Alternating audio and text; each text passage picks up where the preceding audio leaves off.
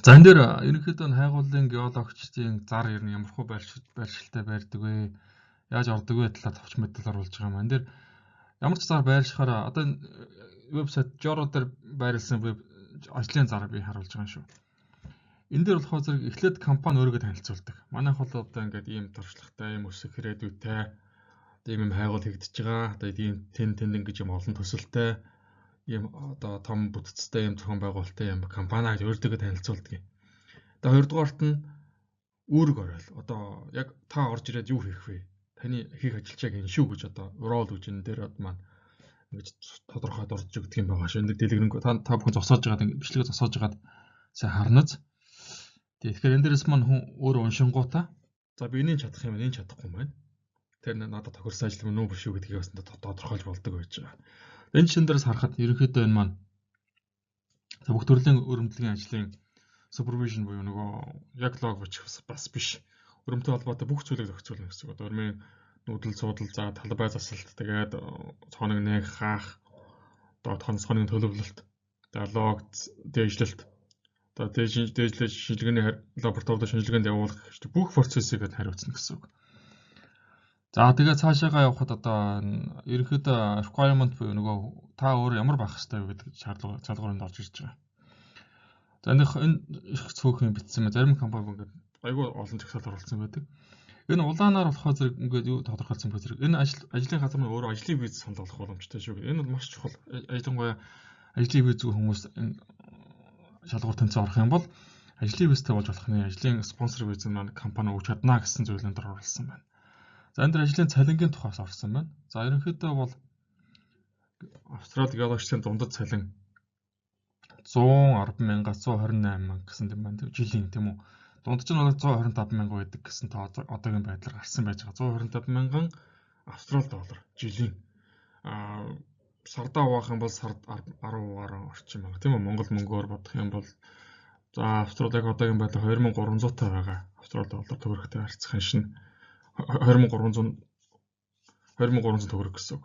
Тэгэхээр зэрэг 10,000 гэдэг маань за бараг 15 сая төгрөг тийм үү? Уучлаарай 20 орчим сая төгрөг юм уу? 25 сая төгрөг байх нь жилийн газ сарын орлого маань. За мэдээж татвар өгнө энэ дээр татварын тухай дэлгэрэнгүй гэж дараагийн сэдвээр ярилцсанаа. За ингээд дараагийн бүлгүүдийг харах юм бол за энэ маань одоо нөөцийн геологч байна. Нөөцийн геологч. Чин зарван. За энэ мэдээж нөөцийн геологч гэдэг маань дата мэдээлэлтэй дата сантай харьцсан, дата мэдээлэлтэй харьцсан одоо нөөцийн тооцооны програмуудтай мэдээж бүрэн төгс ажилд сурцсан байх хэвээр маань. За энэ вулкан дээр ажиллах хэвээр юм байна. Зарим компаниуд ингээд компанийн програмынхаа нэрийг тавьчихдаг. Одоо Leapfrog юм уу, Micromine юм уу, эсвэл одоо Surpack тийм ээ эдгээр програм дээр ажиллах талаар амжаар байна. За цааш явъя. За энэ маань бил урхаан ерхий геологч. За нэлээд үүрэг оройлтой. За ажлын заранд цалингийн хэмжээ байж байна 195,000 Австрали доллар. Бараг 200,000 Австрали доллар гэдэг бол маш өндөр цалин байна. Энэ бол яг сеньор гэдэг маань нэлээд анхлах ерөнхий геологийн төвшин л да. Юутай харьцуулахад нэлээд үүрэг оройлтой хэлний төвшин маш өндөр шаардлагдан багийн удирдан зохион байгуулалт хүмүүстээ сургалт өгөх шаардлагатай чадвартай байх хэвээр.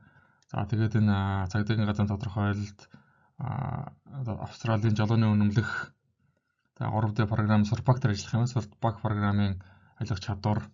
За тэгээд энэ салбартаа 7-оос хойш хүсэж ажилласан байх хэвээр. За алтны чиглэлээр ажилласан байх хэвээр гэх мэтлэн ийм шаардлагууд нь байж байна. За FIFO бүр онгоцоор ээлжсэлт. FIFO оролцолтой байна. FIFO гэдэг маань fly in, fly out гэсэн үгний төвчлөл. Онгоцоор нисч онгоцоор одоо харина гэсэн үг. Одоо ээлжсэлт төрлөн. 8-6 гэдэг маань бол 8 хоног сайд дээр ажиллаад 6 хоног амарна. 8-6-гаар бас юм ээлжтэй ажиллах юм байна.